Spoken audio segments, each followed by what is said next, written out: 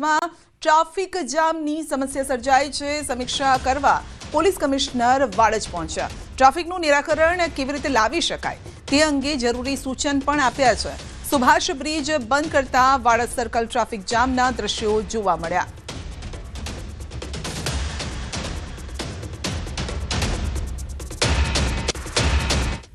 અહીંયા સુધી ને સુભાષ બ્રિજના બંધ થયા પછી થોડી ટ્રાફિકના ઇસ્યુઝ જે વધ્યા છે એમાં આજે વાડજ જે એરિયા છે વાડજ સર્કલ છે એમ અહીંયા સૌથી વધારે પ્રોબ્લેમો આવી રહી છે।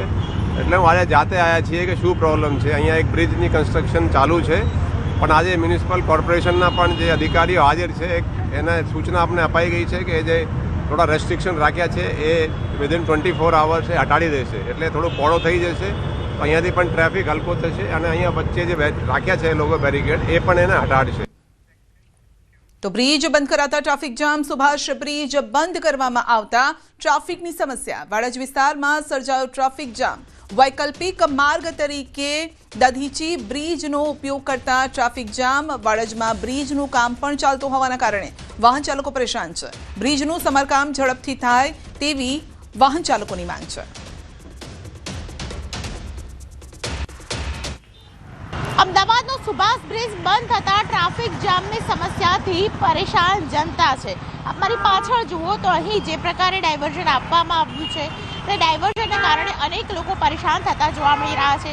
એક તરફ રોડ રસ્તા ખોદી કાઢવામાં આવ્યા છે, બીજી બાજુ ટ્રાફિકની સમસ્યાથી લોકો પરેશાન થતા જોવા મળી રહ્યા છે। સૌથી મહત્વની વાત છે કે પિકઅપ અવરની અંદર સૌથી વધારે લોકો છે એથી પસાર થતા હોય છે। એવામાં સુભાષ બ્રિજ બંધ થઈ જતા ખાસ કરીને જે ડાયવર્ઝન આપવામાં આવ્યું તેમાં દધીજી બ્રિજ પાસે આ ડાયવર્ઝન છે તે આપવામાં આવ્યું છે। તેને કારણે સતત જે ટ્રાફિક છે તે વધી રહ્યો છે।